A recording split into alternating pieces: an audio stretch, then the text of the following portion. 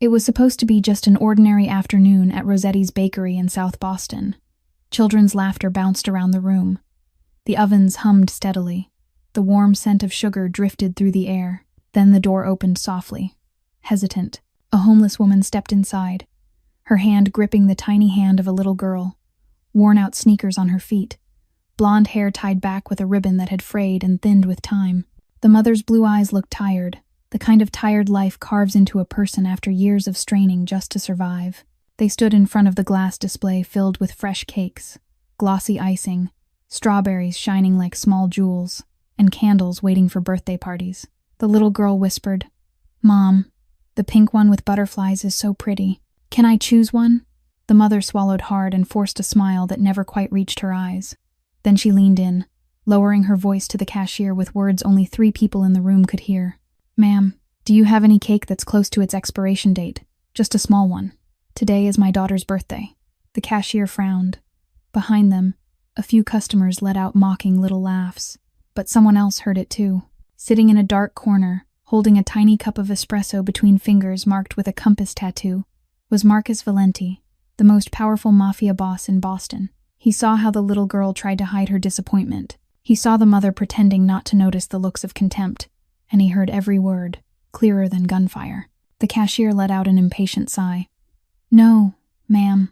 We're a bakery, not a trash dump." The little girl lowered her head. The mother blinked fast, trying to hold back tears. The Mafia boss rose slowly to his feet. A chair leg scraped against the floor. The whole bakery froze. He walked over, looming behind them, his tall shadow spilling across the cake case. "Excuse me," he said, his voice low and even. The mother turned around, frightened. She recognized him instantly, that face she had seen on the news, the faint scar running from the corner of his eye down to his cheekbone.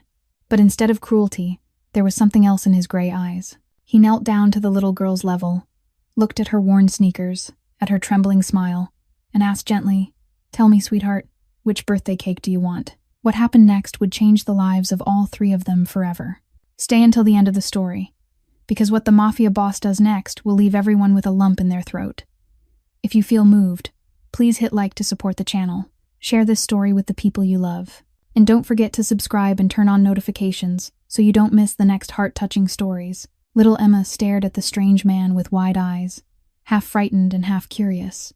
Her tiny hand clutched the hem of her mother's coat as if it were the only life preserver in a sea of strangers. Scarlett wanted to pull her daughter away, wanted to run from this place, from everyone's stares, from the powerful man whose reputation she knew all too well. But her feet felt nailed to the floor. Marcus Valenti's voice was low and even, yet it wasn't frightening. It carried something Scarlett couldn't name, something almost gentle. Emma glanced up at her mother, then back at the man kneeling in front of her. Shyly, she lifted one small finger and pointed toward the glass case. "The pink one with the butterflies," she whispered, so softly it nearly dissolved into the air. "But I only want a small slice." Marcus followed the direction of Emma's finger. It was the biggest cake in the display, 3 tiers of pale pink frosting, delicate sugar butterflies perched on top as if they were about to lift off and fly. A cake meant for lavish birthday parties, for children who were cherished, for whole families, not for a 7-year-old girl living on the streets. He stood and turned toward the register. Brittany, the employee who had been sharp and bossy just moments ago, now stood trembling. Her face had gone pale, her hands gripping the edge of the counter as if she needed something to keep herself upright. She knew who Marcus Valenti was. Everyone in Boston did. "I want that cake," Marcus said, his voice neither raised nor softened, but carrying the weight of a command. "The biggest one, 3 tiers. And I want 7 pink candles placed on top." Brittany nodded over and over, not daring to meet his eyes. Yes, sir. Right away." Marcus wasn't finished. "Add a bag of food, 2 grilled chicken sandwiches, pumpkin soup, and those small pastries in that case. Everything that's freshest. Pack it carefully." Brittany threw herself into the work as if her life depended on it. Maybe it did. While she hurried and fumbled with the boxes and bags, Marcus took out his wallet. He laid 5 $100 bills on the counter, neatly arranged, unhurried. "Keep the change," he said. "Consider it a tip for your wonderful service." The sarcasm in his words made Brittany drop her gaze even lower, not daring to say a single thing. The whole bakery remained silent.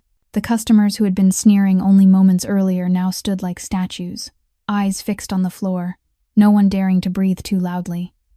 Scarlett stood there, overwhelmed. She wanted to refuse, wanted to say they didn't need charity, that she still had her pride. But when she looked down at Emma's face, at the way her daughter's eyes were lighting up for the first time in months, at how she stared at that cake as if it were an entire dream, Scarlett couldn't open her mouth. Brittany brought out the cake, boxed with care, along with a large paper bag stuffed with food. She set everything on the counter, then stepped back, her head still bowed.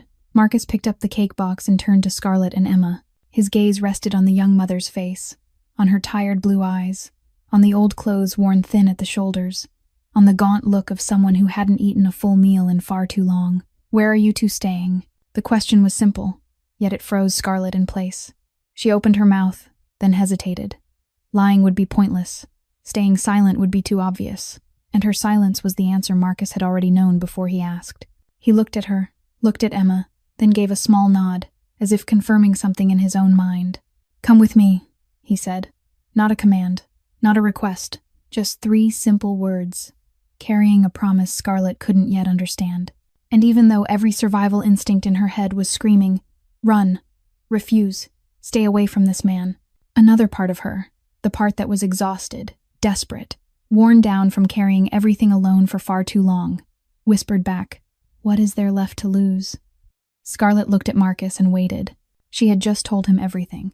From the hopeful years when she worked as a nurse, to the massive debt Ryan had left behind, to 8 relentless months of homelessness. She had poured it all out, as if the words themselves were a weight she'd carried for too long and finally needed to set down. Now it was his turn. "Why did you do all of this? Why did you watch us for 3 weeks? Why would a man like you care about a homeless mother and child?" Marcus didn't answer right away. He sat across from her in the living room of the new apartment, his face half submerged in shadow. Emma was asleep in her own room, holding tight to the teddy bear Rosa had already placed on the bed.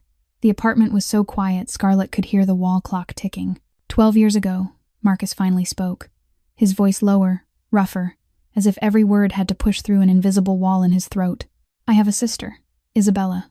Scarlett stayed silent, sensing this wasn't the moment to question, only the moment to listen.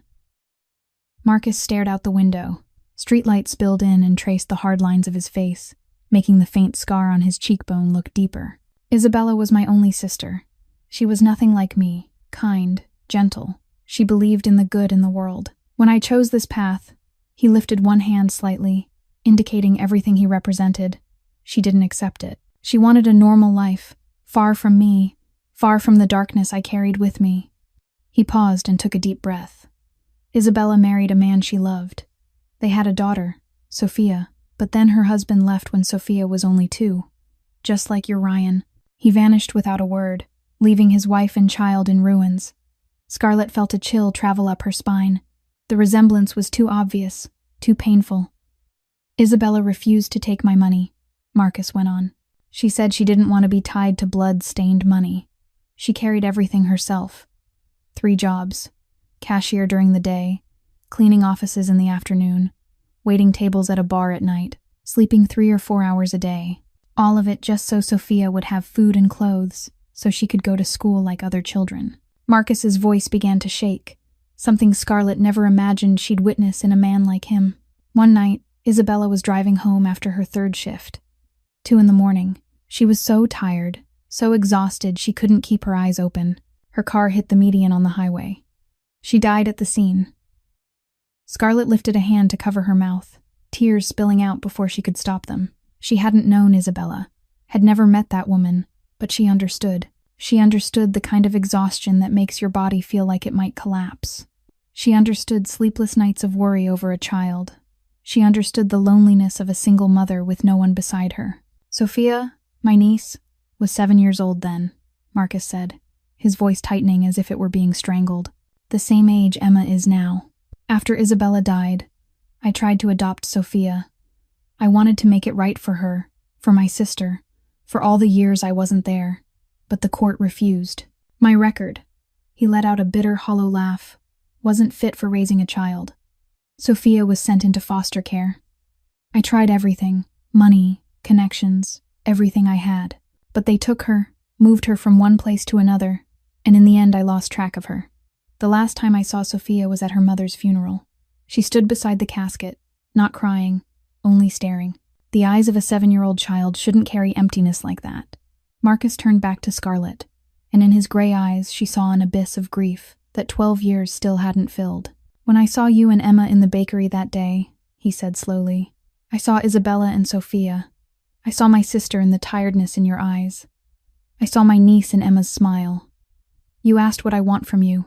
I don't want anything. I just want history not to repeat itself.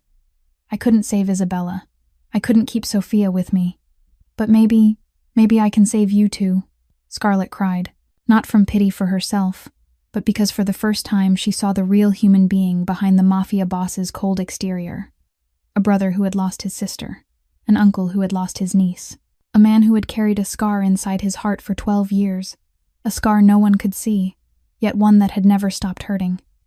She didn't speak. She simply reached out and took Marcus's hand, a hand that had done cruel things, but tonight was trembling like a lost child. That night, after Marcus left, Scarlett lay on a soft bed for the first time in 8 long months. She couldn't sleep, not because she was afraid or anxious, but because she still couldn't believe any of this was real. She stared up at the ceiling, listening to Emma's steady breathing in the next room, and tears kept slipping down onto the pillow. The next morning, the day's first sunlight pushed through the curtains and woke Emma. The little girl sat straight up, eyes wide, looking around the room as if she had to prove to herself she wasn't dreaming. The bed had pale pink sheets. A light wood bookshelf stood nearby with a few comic books already placed there. A soft brown teddy bear lay beside her pillow. And the window, a real window with curtains, with light, with even birdsong outside. Mom! Emma hopped out of bed and ran barefoot out of the room. Mom! Mom! Scarlett was in the kitchen, holding a white ceramic mug she'd found in the cabinet. She turned at the sound of her daughter's voice, and the sight in front of her made her heart seem to stop for a beat. Emma stood in the middle of the living room, her blue eyes shining, her face glowing with a joy Scarlett had thought she might never see again. Mom, is this our home? Really, Mom? I have my own room. I have a bed. I even have a teddy bear. Scarlett set the mug down and sank to her knees to wrap her arms around her. She couldn't speak. She just held Emma tightly and cried. She cried for the past 8 months, for all the time she'd forced herself to look strong in front of her child. She cried for the freezing nights on street corners when she'd had to pull Emma into her arms just to keep her warm. She cried for the meals she'd skipped so her daughter could have one more piece of bread.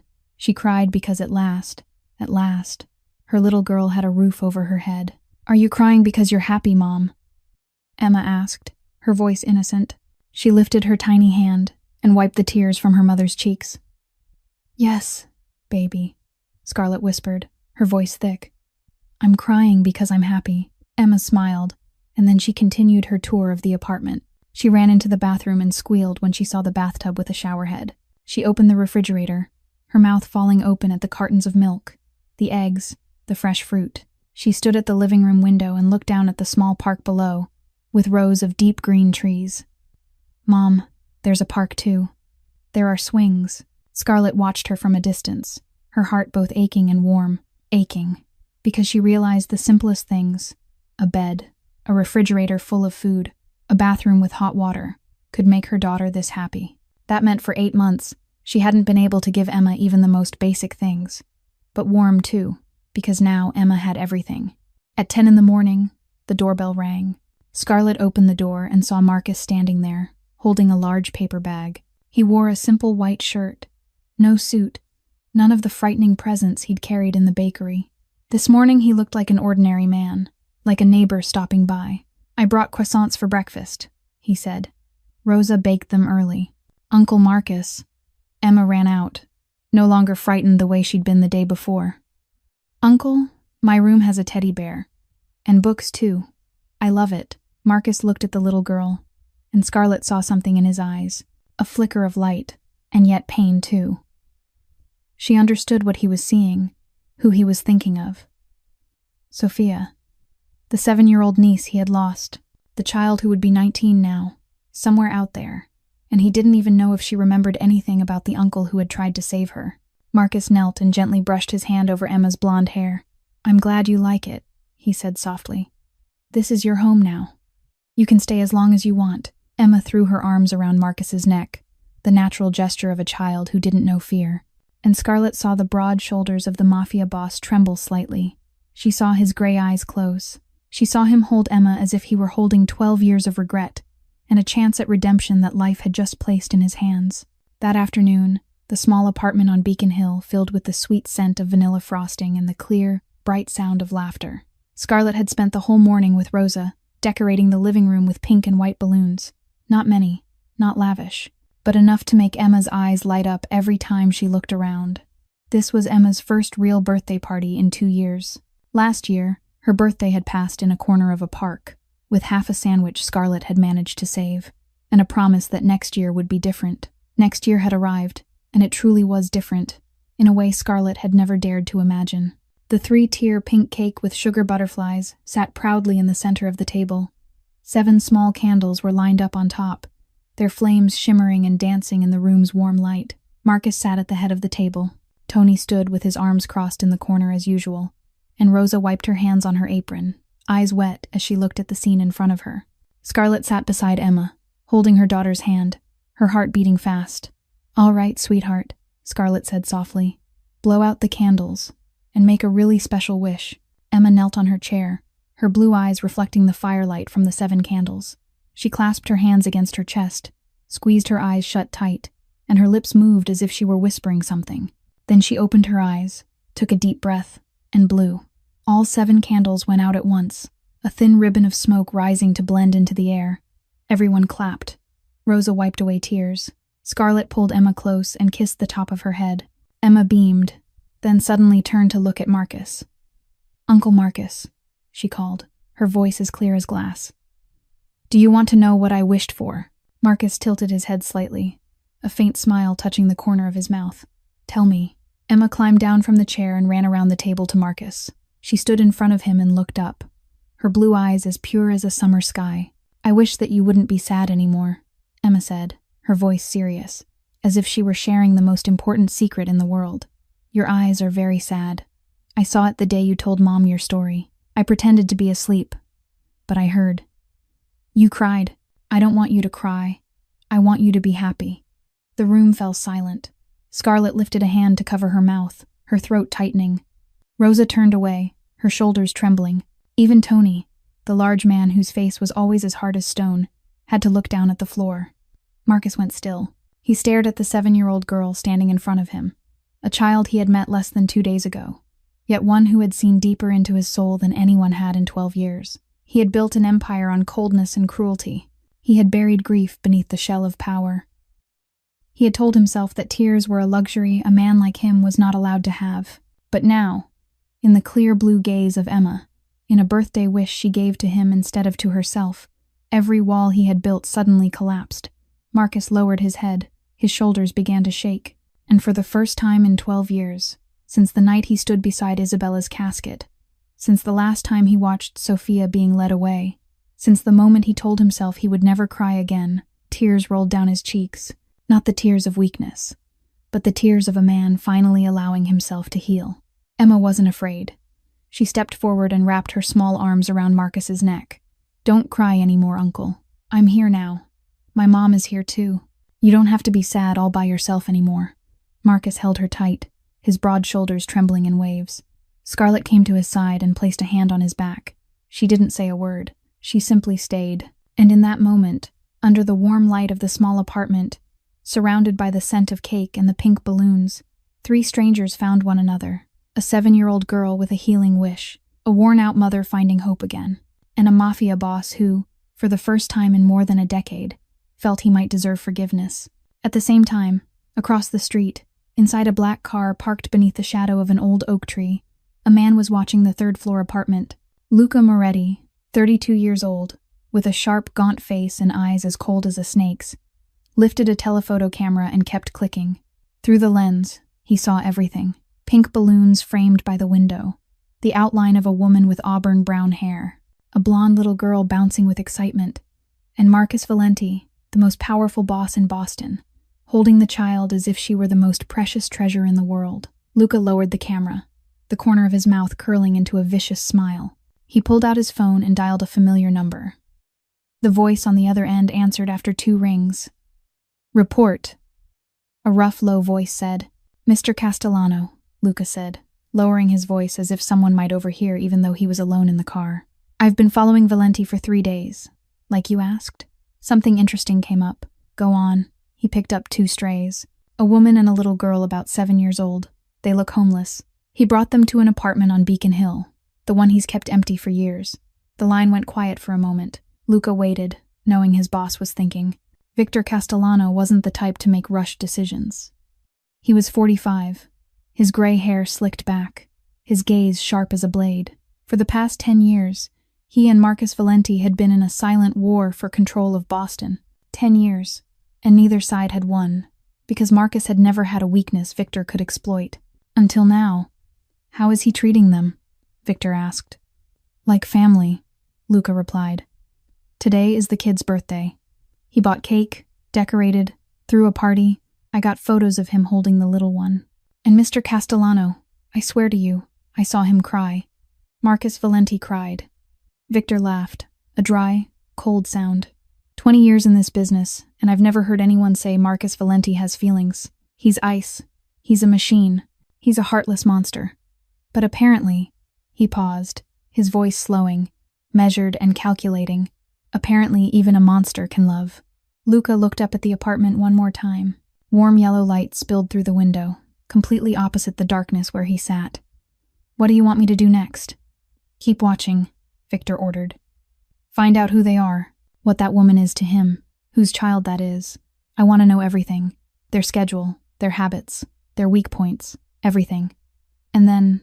Luca asked. "Then," Victor paused, his voice dropping into a hiss like a snake just before it strikes. "Then we'll take the most precious thing Marcus Valenti has. He's been untouchable for too long. At last, he has something to lose." The call ended. Luca shoved the phone into his pocket, started the engine, and drove away slowly, blending into the stream of traffic on the street. He would be back. Tomorrow, the day after, and many days after that. He would record every step Scarlett and Emma took. He would photograph every moment of their happiness. And when the time came, he would help Victor Castellano turn those moments into hell. In the warm apartment on the 3rd floor, Scarlett was cleaning up after the party. Emma was sleeping deeply with a smile on her lips, and Marcus sat by the window, staring out into the night, unaware that the darkness was moving closer than ever. The next 7 days passed like a dream Scarlett didn't dare wake up from. On the first day, she and Emma went to the grocery store with Rosa. Scarlett stood between aisles packed with food, her hands trembling around the shopping basket, not even sure where to begin. For 8 months, she had forgotten what it felt like to choose, to pick something up without silently calculating whether she could afford it. Emma ran down the aisle, hugging a cereal box with a rabbit on the front, her eyes shining as she asked if she could get it. And when Scarlett nodded, the little girl squealed with joy as if she'd been handed the whole world. On the second day, Marcus stopped by with a large bag of books. He sat down on the living room rug with Emma, turning each page of picture books, his low, warm voice reading fairy tales out loud. Scarlett stood in the kitchen, pretending to wash dishes, but really she was watching them through the crack of the doorway. The image of the most powerful Mafia boss in Boston, sitting cross-legged on the floor, patiently explaining to a 7-year-old girl why the princess slept for 100 years, tightened her heart in a strange way. On the 3rd day, Rosa came over to teach Scarlett how to cook traditional Italian pasta, the small kitchen filled with the rich smell of sautéed garlic and tomato sauce. Emma stood on a step stool, kneading dough with her hands, her face dusted with flour, giggling when Rosa told her she had a talent for cooking. Scarlett watched her daughter, watched the older woman patiently guiding every movement, and she realized it was the first time in a long time the kitchen had been filled with laughter from more than one person. It wasn't just the 2 of them alone anymore. On the 4th day, Marcus took them both to the park. Emma ran like the wind toward the swings, her laughter ringing across the green grass. Scarlett sat on a stone bench and watched Marcus push the swing for the little girl, higher, higher, while Emma shouted with delight. There was a moment when the late afternoon sun slanted through the leaves, and Scarlett saw Marcus smile, not the faint, fleeting smile she'd seen before, but a real one. A smile that made the scar on his cheek seem to fade, that made his cold gray eyes turn strangely warm, and she realized her heart was beating faster than normal. On the 5th day, Scarlett woke up to find Marcus already in the kitchen, making coffee for her. He set the mug in front of her, sat down across from her, and they talked, About small things. About the book Emma loved most. About the pasta Scarlett had learned from Rosa. About the weather, the city, things so ordinary. Scarlett almost forgot who the man in front of her was, what he did, how many enemies might be waiting out there in the dark. In that moment, he was just Marcus, and she was just Scarlett, two adults drinking morning coffee like any ordinary couple. On the 6th day, Emma officially started calling him Uncle Marcus. She said it naturally, without hesitation, as if that name had existed for a long time. Uncle Marcus, read to me. Uncle Marcus, can we go to the park again tomorrow? Uncle Marcus, can you stay and eat dinner with me and Mom tonight? Marcus looked at the little girl, then looked at Scarlett as if asking permission. And Scarlett nodded without speaking. But in her heart she knew she wanted him to stay. Not only for Emma, but for herself too. On the 7th day, after dinner, when Emma was asleep, Scarlett and Marcus sat on the small balcony and looked out over the city. They didn't say anything, just stayed quiet together. But the silence didn't feel heavy. It felt warm. It felt safe. It made Scarlett want to believe life could stay like this forever. She glanced at Marcus, at the stern lines of his face under the streetlights, and she wondered when she had started feeling this way. The feeling of wanting to be near him. The sense of calm when he was close. A feeling she didn't dare name, because naming it meant admitting her heart was stirring for a man she knew was dangerous. But that night, when Marcus said goodbye and stepped out the door, Scarlett realized she stood there watching him longer than she needed to. And she knew that no matter how much she tried to deny it, something between them had changed. That night, after leaving Scarlett and Emma's apartment, Marcus returned to his estate in the suburbs of Boston. He sat in his study with a glass of whiskey in his hand, but he didn't drink. He just sat there, staring into empty space, thinking about the past 7 days, thinking about Emma's laughter, thinking about the way Scarlett had looked at him on the balcony tonight, thinking about the strange feeling growing in his chest, the feeling he'd believed had died 12 years ago. The clock chimed 12 times. Midnight. Marcus's phone vibrated on the desk. He picked it up and looked at the screen. A text from an unknown number. No name, no identity. Just a string of digits he didn't recognize. Marcus opened the message and his whole body went rigid. 3 photographs. The first was Emma in the park, sitting on a swing, her blonde hair flying in the wind. The second was Emma standing by the apartment window, reading a book, her face turned slightly in the late afternoon sun. The third was a close-up of her face as she laughed, blue eyes sparkling, dimples clear on her cheeks. The photos had been taken secretly, from a distance, with a professional lens. Whoever took them had been watching, tracking every step, capturing every moment, and Marcus had had no idea. Beneath the 3 photos was a single line of text, only a few short words, but enough to turn the blood in Marcus's veins to ice. She's such a sweet little girl, Marcus. Just like Sophia was back then. Isn't she? It would be a shame if history repeated itself. The whiskey glass slipped from Marcus's hand and shattered across the wooden floor. He didn't hear the glass break. He didn't feel the liquor splashing onto his pant leg. All he could hear was blood roaring in his ears, his heart pounding like war drums, the silent scream of a fear he thought he'd forgotten long ago. Sophia. They mentioned Sophia. They knew about Sophia, and they were threatening to do the same thing to Emma. Marcus stared again at the 3 pictures, his hands shaking so hard he could barely hold the phone. Emma's face in the photos, her innocent smile, those clear blue eyes with no idea that someone was stalking her, waiting, planning to turn her life into hell. Just like Sophia back then, just like his niece, the 7-year-old who had been torn from him and thrown into the cold system of foster care. The child he had lost, searched for 12 years without success. Not this time. This time, no. Marcus dialed Tony. The other end answered before the first ring had even finished. Boss.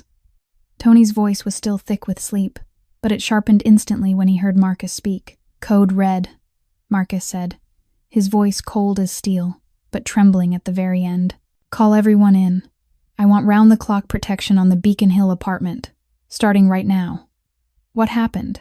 Tony asked, his tone fully serious now. Victor. Marcus spat the name like poison. Victor Castellano. He found them. He sent me pictures of Emma. He threatened to make history repeat itself. There was a single beat of silence on the line. Then Tony spoke, his voice tight as a drawn wire. Understood. I'll have people there in 15 minutes. Do you want to tell her? Marcus closed his eyes and Scarlett's face rose in his mind, her smile tonight on the balcony. the trust in her eyes when she looked at him. 7 days of peace he'd given her and Emma, now about to vanish like smoke. "Not yet," he said after a long moment. "I'll tell her myself." Marcus ended the call and looked out the window. The city of Boston slept beneath the night, but he knew there were men out there in the darkness who weren't sleeping, watching, waiting. And Marcus Valenti, the most powerful boss in this city, felt real fear for the first time in his life. Not fear for himself, but fear for a 7-year-old girl with blue eyes and a smile like an angel. Fear for the auburn-haired woman who had begun to claim a place inside his heart.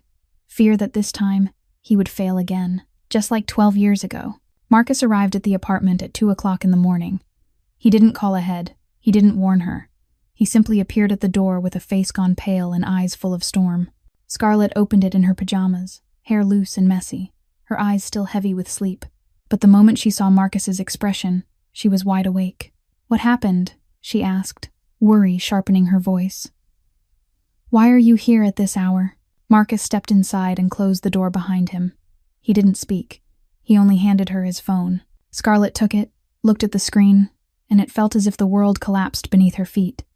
3 photos of Emma, her daughter, the child she had sacrificed everything to protect, taken in secret, watched, followed, and the line of text beneath, those cold letters lined up like a blade, drove straight through her heart. It would be a shame if history repeated itself. The phone slipped from Scarlett's hand.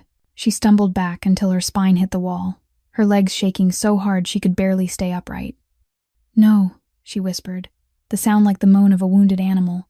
"No, no, no, Scarlett." Marcus moved closer, his voice trying to stay calm, but Scarlett could hear the tension underneath. "You need to breathe. You need to stay calm." "Calm," Scarlett snapped, her voice rising into a thin, panicked edge. "You're telling me to stay calm. Someone is stalking my daughter. Someone is threatening my child's life. And you're telling me to stay calm." She shoved Marcus away and rushed into Emma's room. Emma was still sleeping deeply, clutching her teddy bear, her face peaceful as an angel. Scarlett looked at her and tears poured down. She wanted to scoop her up right then, to carry her and run, to run from this apartment, from this city, from everything. "We have to go." Scarlett turned back, her voice fierce. "Right now, I'm taking Emma and leaving. We've lived on the streets before. We can start over." "Where would you even go?" Marcus asked, his voice not loud, but heavy enough to stop her in place. "He's already seen your face. He's seen Emma's face. He has people everywhere. You think you can run from a Mafia boss with a 7-year-old child. You think you can be invisible in broad daylight. Then what do you want me to do?" Scarlett hissed, fighting to keep her voice down so she wouldn't wake Emma. "Sit here and wait to die. Wait for him to come take my little girl. Stay with me," Marcus said, his tone final. "That's the only way. I have men. I have guns. I have the ability to protect you both. Running only makes you and Emma easier targets. But with me, Victor will have to face my entire force if he wants to lay a finger on either of you." Scarlett stared at Marcus, and in that moment everything she'd held inside for 7 days exploded. Gratitude, trust, the fluttering feeling she'd been terrified to name. All of it drowned beneath a wave of anger and fear. "This is your fault," she said, her voice shaking, bitter and sharp.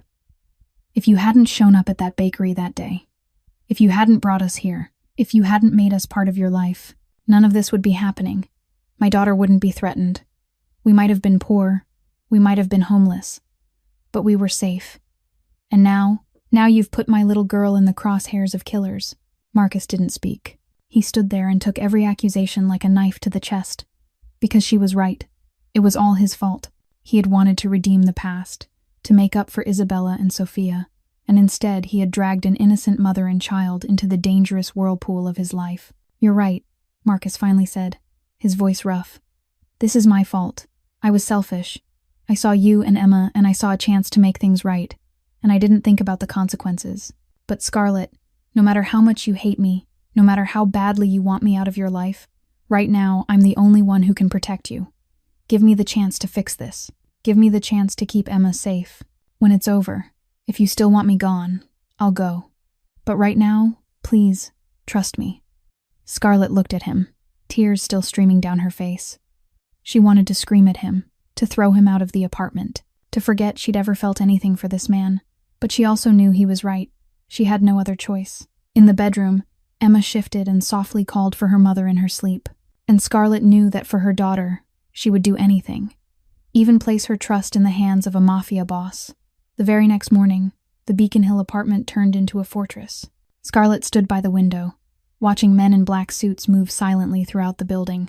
2 guards at the main entrance, 2 on the fire escape stairs, 2 more patrolling the surrounding area. Inside the apartment, Tony directed a crew installing reinforced steel doors, an alarm system, and security cameras on every corner. The sound of drills, hammering, and low, murmured instructions never stopped. Emma sat on the sofa, clutching her teddy bear, her blue eyes wide as she watched everything unfolding around her. She didn't ask questions, but Scarlett knew she was scared. A 7-year-old child didn't need to understand everything to feel the tension in the air. By afternoon, when it was all finished, Marcus called Scarlett into the master bedroom. He closed the door, making sure Emma couldn't hear, and set a small box wrapped in black cloth on the table. Scarlett looked at it, already sensing what was inside, and her stomach tightened. Marcus opened the box.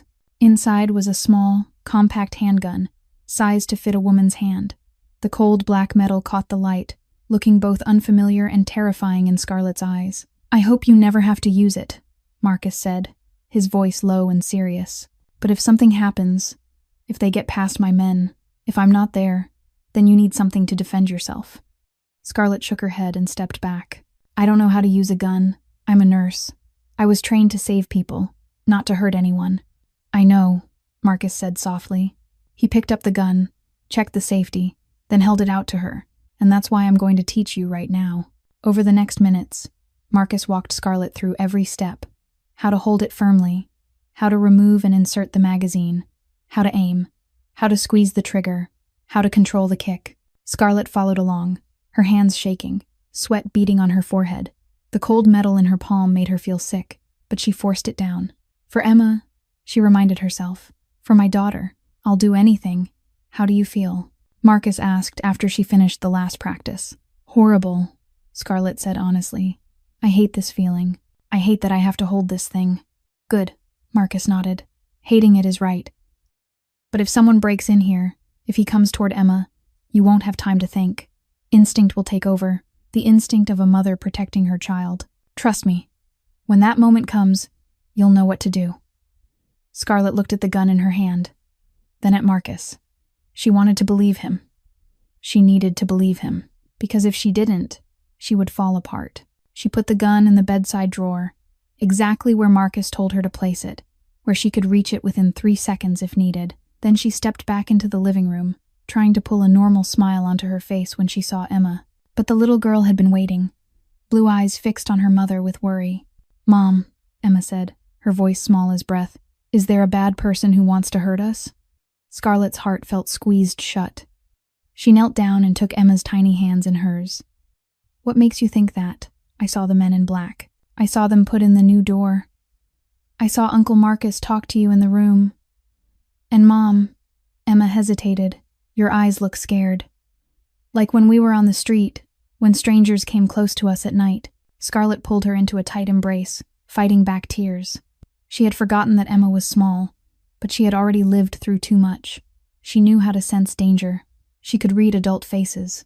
She had grown up too fast during those 8 months on the streets. "Uncle Marcus is protecting us," Scarlett whispered into her daughter's hair. "He's very strong. He won't let anyone hurt you. And neither will I. I'll protect you no matter what. Do you trust me?" Emma nodded and wrapped her arms around her mother's neck. "I trust you. And I trust Uncle Marcus too. He won't let anyone hurt us." Scarlett closed her eyes and held her daughter tighter. In her mind, she saw the gun in the drawer. She hoped she would never have to use it, but if she did, for Emma, she would pull the trigger without hesitation. At the same time, about 5 miles south of the Beacon Hill apartment, in the basement room of an old, worn Italian restaurant in Southie, Victor Castellano was presiding over a meeting. 15 men sat around a long wooden table, their faces half swallowed by shadow, with only the dull yellow light from a hanging ceiling lamp spilling down. Cigarette smoke curled through the thick air, heavy with the smell of whiskey and tension. Victor stood at the head of the table, holding a stack of photographs. He was 45 years old, his gray hair slicked neatly back, an expensive gray suit on his frame, eyes cold as ice. When he spoke, the entire room went silent. Marcus Valenti thinks he can protect them. Victor threw the stack of photos onto the table. Pictures of Scarlett and Emma scattered across the wood. Some taken in the park, some through the apartment window, some while they were at the grocery store. He reinforced the apartment, posted 6 guards, installed cameras everywhere. He thinks that's enough to stop us. Luca, seated to Victor's right, spoke up. 6 men isn't nothing, boss, and the apartment is on the 3rd floor, with only 1 main staircase and 1 fire escape. It won't be easy to get in. Victor laughed, a dry sound with no humor in it. 6 men. I have 15, and I have something Marcus doesn't. He pointed to a map of the building spread across the center of the table, strategic positions marked in red ink, the element of surprise. He's defending, which means he's waiting. But waiting for what? Waiting how long? A day? A week? A month? His men will get tired. They'll get sloppy. They'll let their guard down. And that's when we strike. Victor circled a spot on the map. 3 in the morning. Tomorrow night, the hour when people sleep the deepest. The hour when reflexes are slowest. The hour when even the most professional guards struggle to stay sharp. A young gunman at the far end of the table spoke. What's the target? Kill Valenti. Victor shook his head slowly, a vicious smile spreading across his mouth. No, killing Marcus is too easy, too quick, too merciful. I want him to suffer. I want him to watch the thing he treasures most get ripped from his hands. I want him to live in hell before I send him to real hell. The target is to take the woman and the child alive. Luca raised an eyebrow. And then what? Victor looked at the photo of Emma smiling, and his finger stroked lightly over the little girl's face in the picture. Then I'll send Marcus a gift, piece by piece, until he drops to his knees and begs, until he hands over all his territory, until he has nothing left but pain and regret. The room stayed silent. A few men exchanged uneasy looks. They were killers, cold-blooded gunmen, but even they felt a chill at the cruelty in Victor's voice. Any questions? Victor asked, sweeping his gaze around the table. No one spoke. Good. Victor nodded and straightened. 3 in the morning. Tomorrow night. 15 men, divided into 3 groups. Group 1 cuts the power and handles the cameras. Group 2 deals with the guards outside. Group 3 breaches the apartment and brings the targets out. Fast, clean, no traces left behind. He looked down at Emma's photo once more, his cold eyes holding not a shred of mercy. Tomorrow night, Marcus Valenti will learn the most important lesson of his life. In this world, having a weakness means you can be destroyed, and he just exposed the biggest weakness he has. That night, Marcus decided to stay at the apartment. He sat in an armchair in the living room, his eyes never leaving the front door, his hand resting on the gun in his lap. Tony stood guard in the hallway outside with 2 other men. 4 more were positioned on the ground floor and around the building. Scarlett and Emma slept in the bedroom.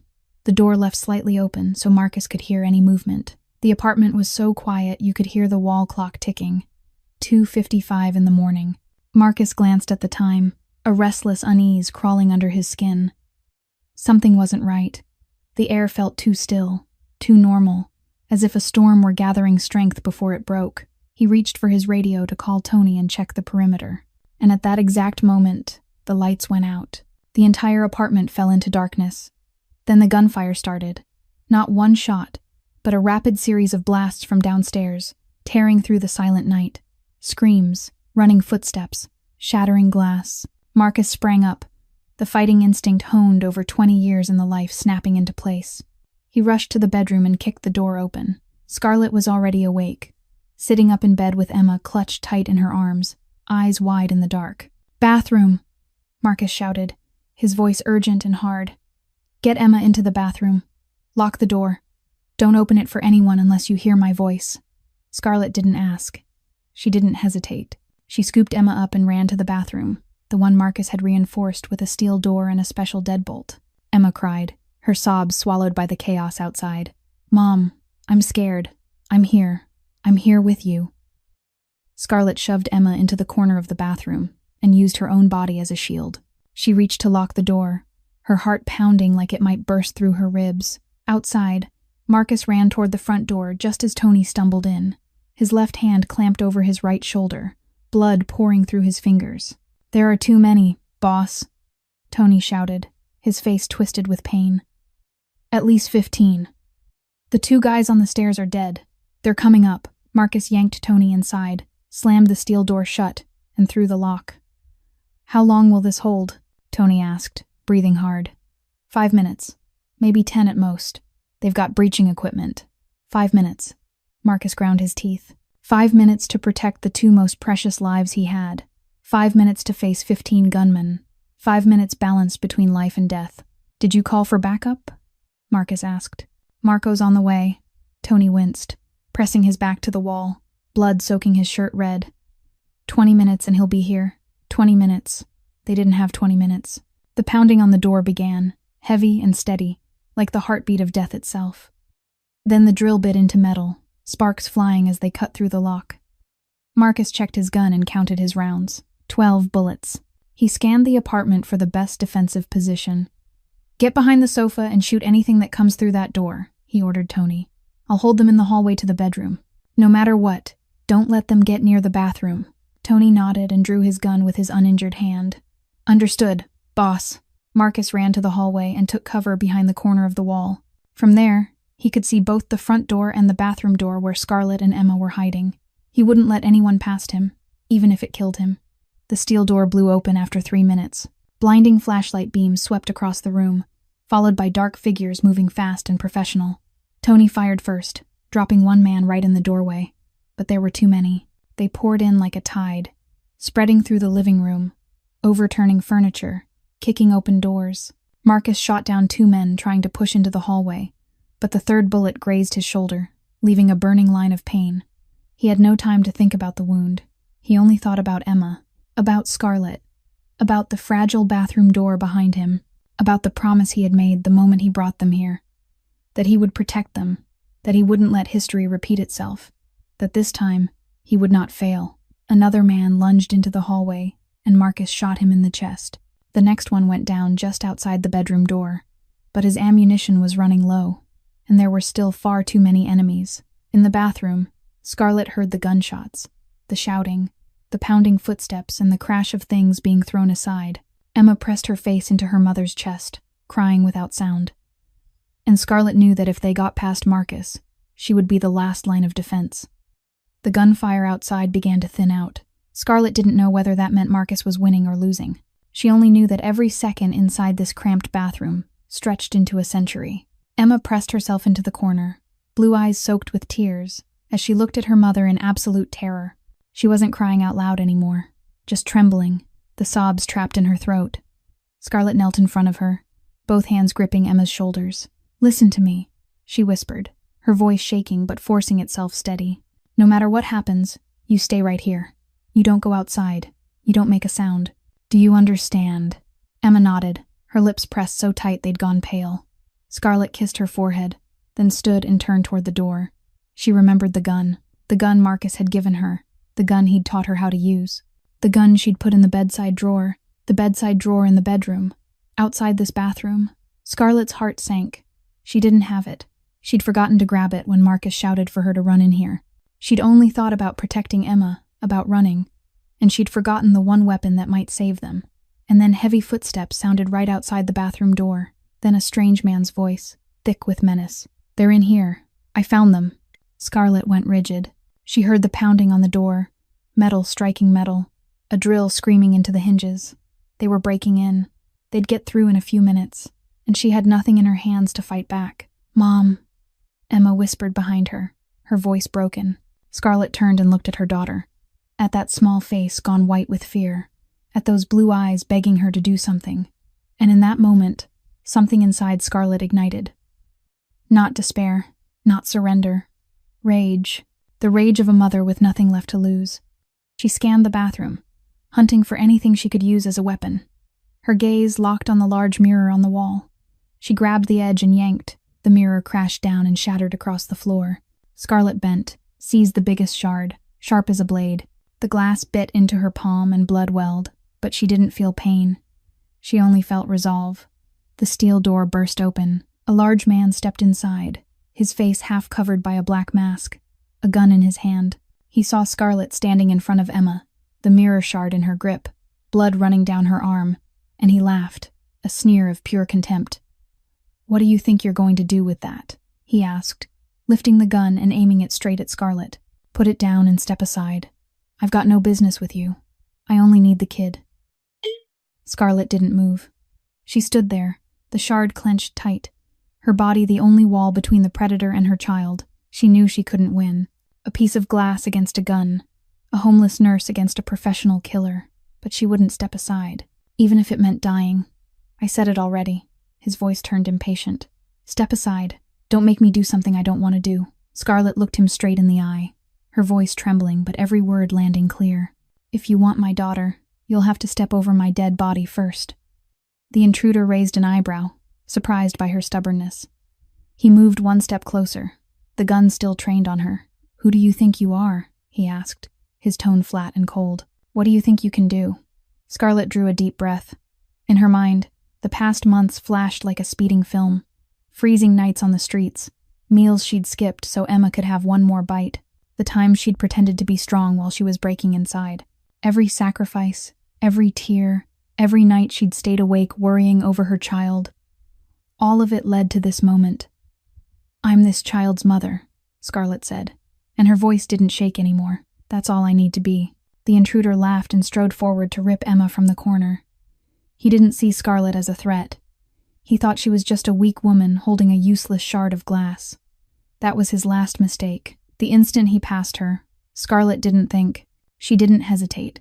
She drove the shard into his throat with all her strength, with all the fury of a mother protecting her child. He screamed, twisting back, the gun coming up, but Scarlett was already on him, wrestling the weapon away, and in that violent blur her finger found the trigger. She squeezed. The shot exploded inside the small room, deafening. The intruder collapsed to the floor and didn't move. Scarlett stood there, the gun smoking in her hand, her whole body shaking. She looked down at the man at her feet, then back at Emma crumpled in the corner. "Are you okay?" she asked, her voice raw. Emma nodded, tears streaming down her face, and Scarlett knew that even though she had just taken a life, she didn't regret it at all. Because it was the choice of a mother.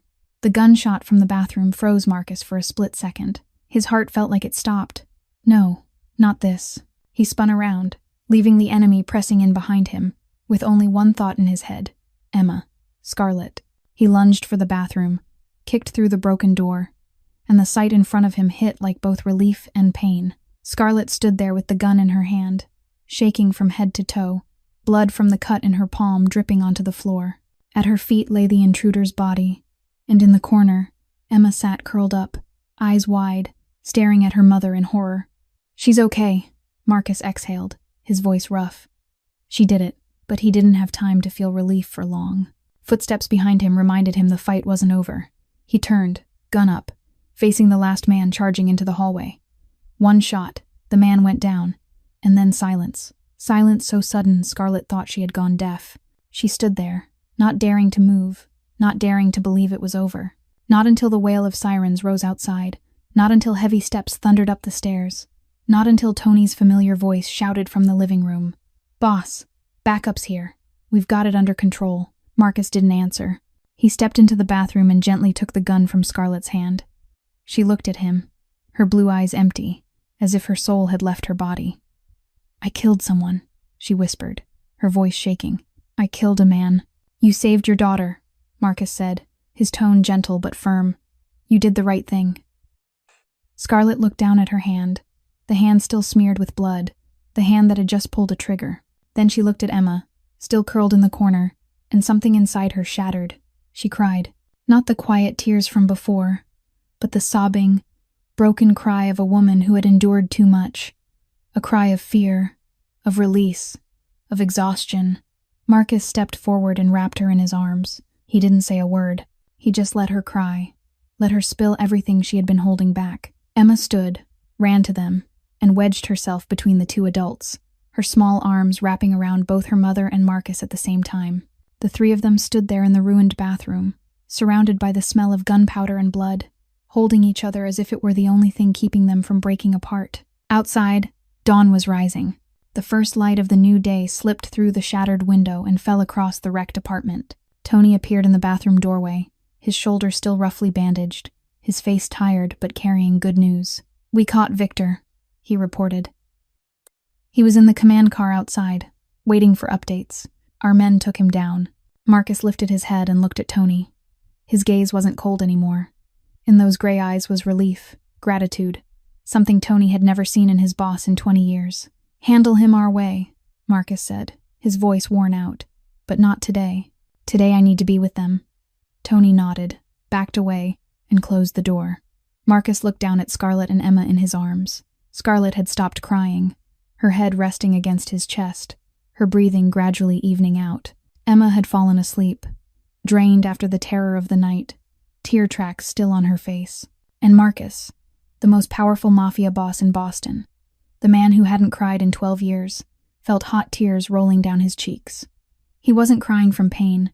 He wasn't crying from fear. He was crying because for the first time in his life, he had something worth protecting, and he hadn't failed. He cried for Isabella, for Sophia, for all the losses he had carried for more than a decade. He cried because Scarlett had trusted him, because Emma had called him Uncle Marcus, because they had walked through hell and survived. He held the two of them tighter, let the tears fall freely, and whispered a promise only the dawn could hear. "I will never let anyone hurt you again, no matter what it costs." 6 months passed like a dream Scarlett was no longer afraid to wake up from. After that horrific night, Marcus moved her and Emma to a new house in a quiet Boston suburb, with a white fence, a yard shaded by trees, and birdsong every morning. No more apartment marked by bullets and blood. No more memories of gunshots in the night. Only peace, the kind Scarlett had believed she would never taste. She went back to work as a nurse at a small clinic, 15 minutes from the house. Marcus helped her restore her credentials, untangle the legal problems from the debt Ryan had left behind, and open the door for her to step into a new life. On her first day back at work, Scarlett stood in front of the mirror, stared at the familiar nurse's uniform, and cried. Not because she was sad, but because she realized she was still herself. Still Scarlett Morgan, the woman who wanted to heal and help other people. 8 months of homelessness hadn't taken that away.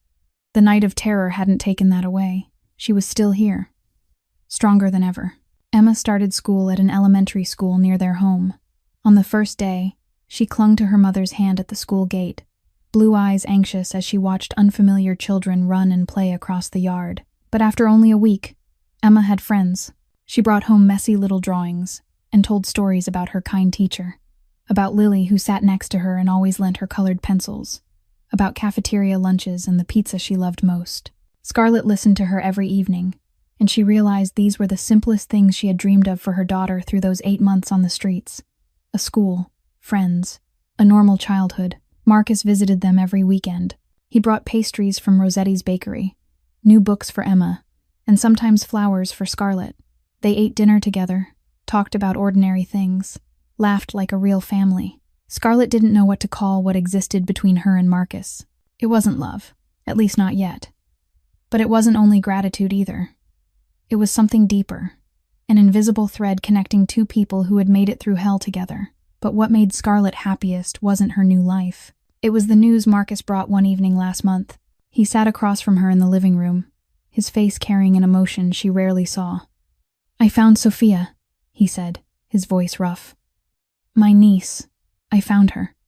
Scarlett stared at him, her heart racing. "Where is she? How is she?" Marcus smiled, a rare smile edged with tears. "Sophia is 19 now. She's a college sophomore, majoring in psychology. She lives in California. A good family adopted her when she was 10. She's healthy, smart, and beautiful, just like Isabella." He paused and drew in a deep breath. "I contacted her. At first she didn't want to meet me.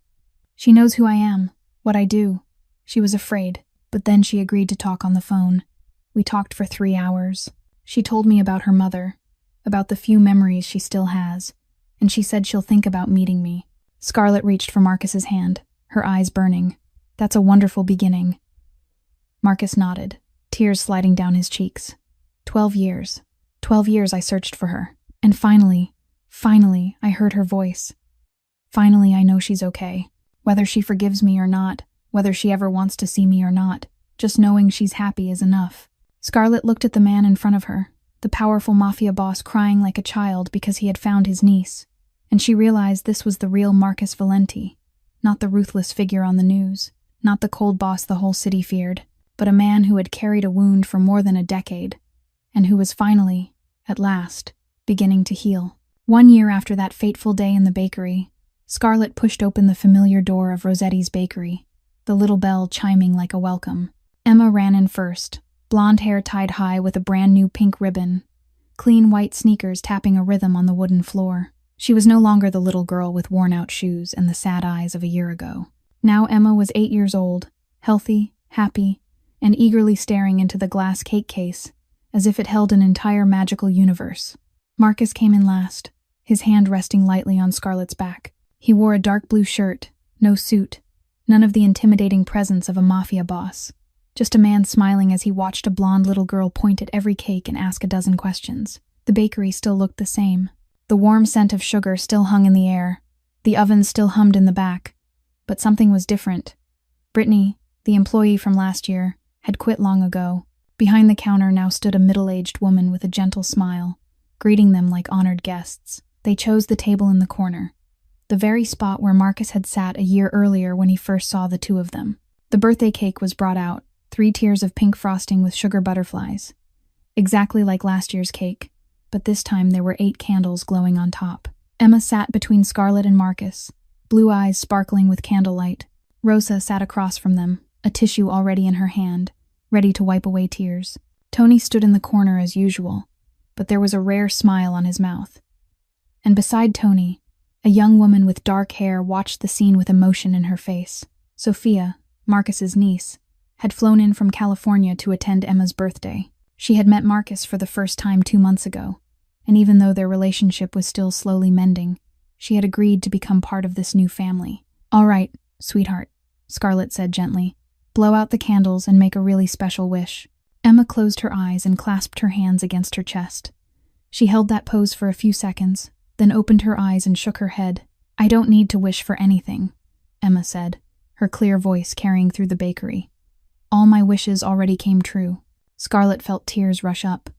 She remembered a year ago, standing at the register with her head bowed, asking for a cake that was about to expire for her daughter. She remembered the humiliation, the desperation, the helplessness of a mother who couldn't give her child even a simple birthday celebration. And now her daughter was sitting here saying every wish had come true. Emma drew a deep breath and blew out all 8 candles. Everyone clapped. Rosa cried. Sophia smiled. And Marcus looked at the little girl with eyes gone red, with the love of a father he had never believed he would become. Emma stood and wrapped her arms around Scarlett's neck, then pulled Marcus into her small embrace too. She held them both tight, her head resting on her mother's shoulder, her hand gripping Marcus's shirt. "I love my family," Emma whispered. "Thank you, Mom, for always protecting me. Thank you, Uncle Marcus, for giving us a home. I'm the happiest kid in the world." Marcus held the two of them close and didn't speak, letting his tears fall quietly. He thought of Isabella, the sister he had lost. He thought of Sophia, the niece he had found again. And he thought of Scarlett and Emma, 2 people who had walked into his life a year ago and changed everything. He had searched for redemption for 12 years, and at last, he found it. Not in power or money, but in the laughter of an 8-year-old girl, in the eyes of a woman with auburn brown hair, in a birthday cake with 8 candles in a small bakery in South Boston. Sometimes the best things in life begin in the most desperate moments. A mother asking for an expired cake for her daughter. A Mafia boss carrying a wound that had not healed for 12 years. A 7-year-old girl with worn-out sneakers and a simple wish. They found one another in that small bakery, and they saved one another. Not with money, not with power, but with the simplest, strongest, and most precious thing in this world. Love. This story reminds us that even when life pushes us into a dead end, even when we think we've lost everything, there is still hope. There are still kind hearts willing to help. And sometimes miracles come from the places we least expect. If this story moved you, please hit the like button to support our channel. Share this video with the people you love to spread the message of love and hope. And don't forget to subscribe and turn on notifications so you don't miss heart-touching stories every day. How did this story make you feel? Did it make you think of anything in real life? Share your feelings in the comments below. We would truly love to hear what's on your heart. Thank you for staying until the end of the story. Wishing you and your family good health, a joyful life, and days filled with love and peace. Goodbye, and we'll see you in the next video.